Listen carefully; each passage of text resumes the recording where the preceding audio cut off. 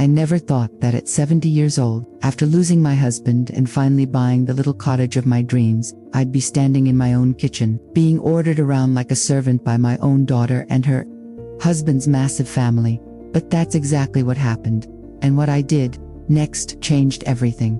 The day started perfectly. I woke up in my cozy one-bedroom cottage, sunlight streaming through the lace curtains I'd sewn myself. At 70, after 48 years of marriage to my late husband Tom, and 2 years of grieving his loss to cancer, I'd finally done something just for me. I'd scraped together $6,200 from my meager savings pennies, saved from skipping lunches, mending clothes instead of buying new, and working part-time as a seamstress even after retirement. It was enough for this tiny place in the countryside, white picket fence, wildflower garden, and a porch swing overlooking rolling hills. No more noisy city apartment, no more loneliness echoing off empty walls. This was mine, my sanctuary.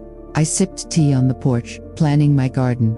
Roses here, herbs there, maybe a bird feeder for the grandkids to watch when they visited. The phone rang. My daughter Elena's name flashed on the screen. I smiled, thinking she'd call to check on my first night. Mom, pack your box, we're coming over in an hour with 20 of Victor's family. My heart dropped. What? Elena, I just moved in yesterday. The house is barely unpacked. There's no room. Mom, don't be silly. It's Victor's family reunion. Cousins, aunts, uncles, kids. We need a free spot to crash for 2 weeks. Your new place is perfect. Make sure there's food for everyone. The kids are starving after the drive. 2 weeks, 20 people. Alina, this is a tiny cottage, 2 bedrooms, 1 bath. Where will everyone sleep? And food, I have nothing stocked. She laughed. Oh Mom, always overthink. We'll figure it out. The kids can crash on the floor. Just whip up something, simple pasta, salads, whatever, and get the garden ready. The little ones will love playing there. See you soon. Click. No please. No, is that okay? No consideration. Just orders. As if my home was their vacation rental. I stood frozen, staring at my garden, the one I'd dreamed of tending in peace. Now it would be trampled by 20 strangers. Family, she said. Victor's family, people I barely knew. Alina had married Victor 5 years ago. He came from a big, boisterous clan that loved spontaneous gatherings, always at someone else's expense. They'd done this before at my old apartment, showing up unannounced, eating my food, leaving messes, never chipping in. But this, invading my new sanctuary without asking, tears stung my eyes. I thought of Tom. He'd always said, Gloria, you give too much. One day, they'll take everything. He was right. But what could I do? They were family. I rushed to the tiny local market, spending $180, half my monthly pension in basics, pasta, rice, beans, cheap veggies, bread, no meat. I couldn't afford it for 20. Back home, I boiled water, chopped onions, my hands shaking.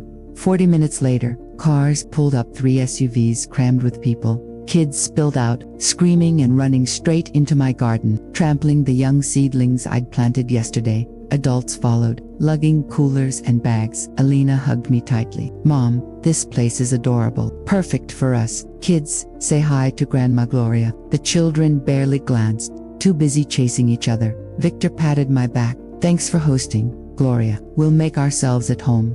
They did that immediately. Aunt Rosa plopped on my new porch swing. Gloria, be a dear, fetch some lemonade. The drive was hot. Cousin Miguel opened my fridge. Where's the beer? We brought some, but yours is probably colder.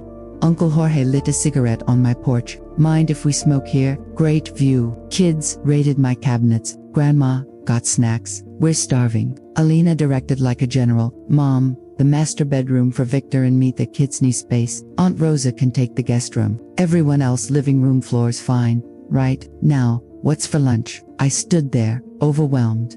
I made pasta, but there's not enough plates. She rolled her eyes. Improvise, Mom. Use bowls or something. And tomorrow, stock up better. We need real food, not this basic stuff. David's sister Leela chimed in. Yeah, my kids are picky. No veggies, and we need diapers run out. Can you run to town? Town, again, with what money? Victor added, oh, and laundry. Kids' clothes are filthy from the trip. Wash 'em quick. I felt dizzy. This wasn't a visit, this was an occupation. By evening, my cottage was chaos. Kids tracked mud everywhere. Adults lounged, expecting service. Gloria, more coffee. Gloria, kids need baths. Run the water. Gloria, what's for dinner? I cooked rice and beans, stretching what I had. Complaints poured in. This is bland, no meat, portions are small. Alina pulled me aside. Mom, step up. This is embarrassing. Victor's family expected better. With no warning, no contribution. That night, I slept on the lumpy couch, my bedroom taken. Kids cried. Adults snored. Someone raided the fridge at 2 a.m. I lay awake, tears silent. Tom's words echoed. You give too much. Morning, more demands. Breakfast, clean the bathroom, it's filthy. Kids bored, entertain them. I snapped. Quietly. While they slept in, I called my old friend Rosa, retired lawyer. Gloria, this is abuse, financial exploitation, elder abuse. She guided me. I slipped out for groceries, went to the bank, froze joint accounts they'd added themselves years ago, withdrew my remaining $400. Then to the local attorney. Mr. Lopez listened, nodded. You own the house outright. No mortgage. Yes, they pay rent. Utilities. No. He smiled. Easy. Eviction notice, and charges if needed. He drafted papers. 48-hour notice to vacate for unauthorized guests. Demand for $3,200 reimbursement. Estimated costs for food, utilities, damages, closing parenthesis. Notice of intent to press charges for exploitation. Back home, chaos reigned. Garden trampled, living room trashed. Alina, Mom, where were you? We're hungry. I placed the envelopes on the table. Family meeting. Now, they gathered, annoyed. What's this? Victor asked. Legal notices, I said calmly, from my attorney. Sophia's face paled as she read. You're evicting us. Yes. 48 hours. Pay $3,200 for damages and costs or face charges. Outrage exploded. You're crazy. We're family. This is our vocation. I stood firm. Family doesn't invade, doesn't exploit, doesn't demand servitude. Alina cried. Mom, please, we'll change. Too late. Sheriff served papers that afternoon. Mr. Lopez expedited closing parenthesis. They left by eve, threatening lawsuits which never came. The house was mine. Again. Silent. Peaceful. I cleaned.